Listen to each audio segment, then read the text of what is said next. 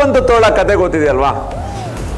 ತೋಳ ಬಂತು ತೋಳ, ಹುಲಿ ಬಂತು ಹುಲಿ, 12 ವರ್ಷದಿಂದ ಹೇಳ್ತಾನೆ ಇದ್ದೀವಿ. ಈಗ ತೋಳ ಬಂದು ನಿಂತೇ ಬಿಟ್ಟಿದೆ. Means to say everyone is aware of it, it's going to happen. I would like to share one good experience I'm telling you. Government is ahead of the industry now in this particular venture of introduction of big reform GST. Because many people are acknowledging it and they're telling that, yen sir, naminda ನೀವು ಮುಂದೆ ಹೋಗ್ಬಿಟ್ಟಿದ್ದೀರಲ್ಲ ಅಂತ.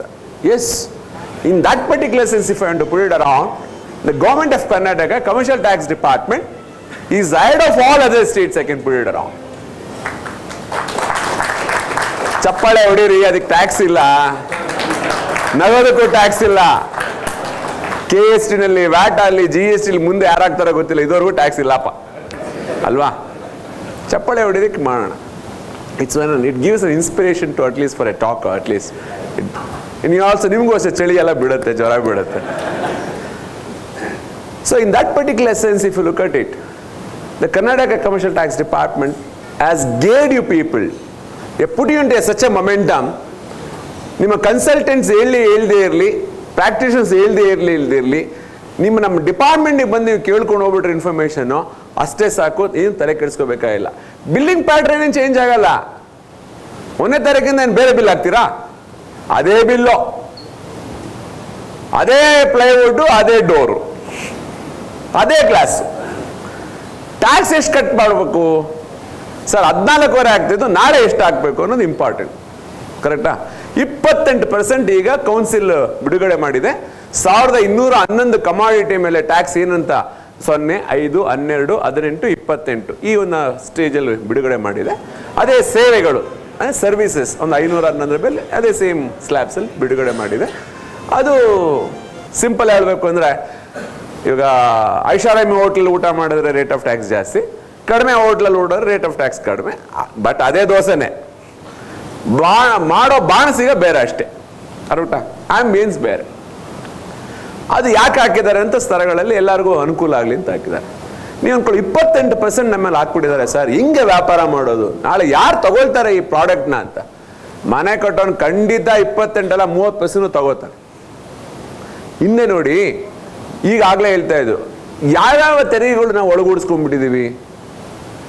ಕೇಂದ್ರ ಮತ್ತು ರಾಜ್ಯ ಎಲ್ಲರೂ ತೆರಿಗೆಗಳ ಉದಿಸ್ತಾರೆ. ಇದು central exercise, ಕೇಂದ್ರದವ್ರು ಯಾವ್ದು ಮಾಡೋದು? Central excise, service tax, some cess, surcharge, ಆ ಕಿಸಾನ್ ಸೆಸ್ಸು, ಆಮೇಲೆ ಸ್ವಚ್ಛ ಭಾರತ್ ಸೆಸ್ಸು, ಹೇಳ್ತಾ ಹೋದ್ರೆ 108 ಇದೆ.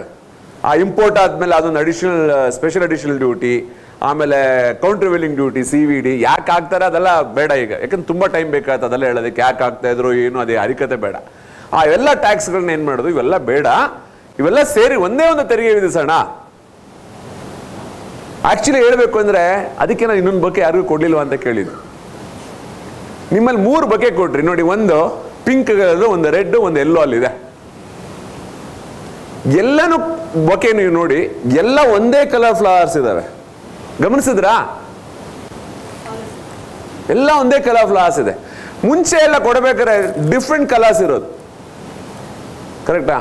ನಿಮ್ಗೆಲ್ಲರಿಗೂ ಗೊತ್ತಾಗ್ಬಿಟ್ಟಿದ್ದಾರೆ GST ಅಂದ್ರೆ ಇದೆ ಅಂತ. Honestly GST ಗೊತ್ತಾಗ್ಬಿಟ್ಟಿದೆ. ಒಂದು CGST, ಒಂದು SGST, ಒಂದು IGST, ಅಲ್ಲೇ ಇದೆ ನೋಡ್ರಿ. 3 ಬಗೆ, 3 ಕಲರ್, 3 ಟ್ಯಾಕ್ಸ್.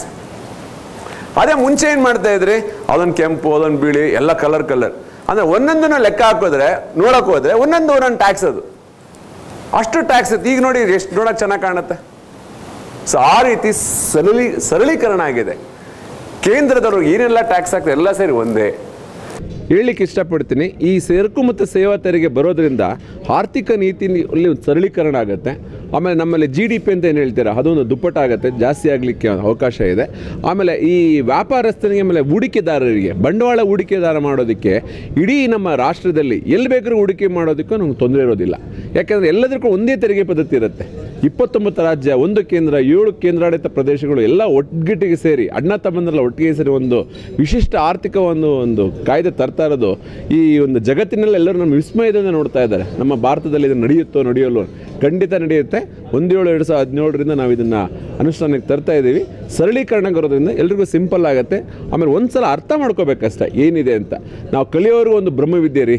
ಕಲ್ತ ಮೇಲೆ ಇದೊಂದು ಕೋತಿ ವಿದ್ಯೆ. ಆ ರೀತಿ ಹೇಳಲಿಕ್ಕೆ ಇಷ್ಟಪಡ್ತೀನಿ. ಸರಳೀಕರಣ ಆಗಿರುತ್ತೆ ಎಲ್ಲ ಉದ್ಯಮಿದಾರರಿಗೂ, ಆಮೇಲೆ ವ್ಯಾಪಾರಸ್ಥರಿಗೂ, ಆಮೇಲೆ ಉತ್ಪಾದಕರಿಗೂ, ಆಮೇಲೆ ಸಾಮಾನ್ಯ ಜನಸಾಮಾನ್ಯರಿಗೂ ಎಲ್ಲರಿಗೂ ಅನುಕೂಲ ಆಗುತ್ತೆ ಅನ್ನೋದು ಹೇಳಲಿಕ್ಕೆ ಇನ್ನು ಬಂದಿದೆ. ಓಕೆ.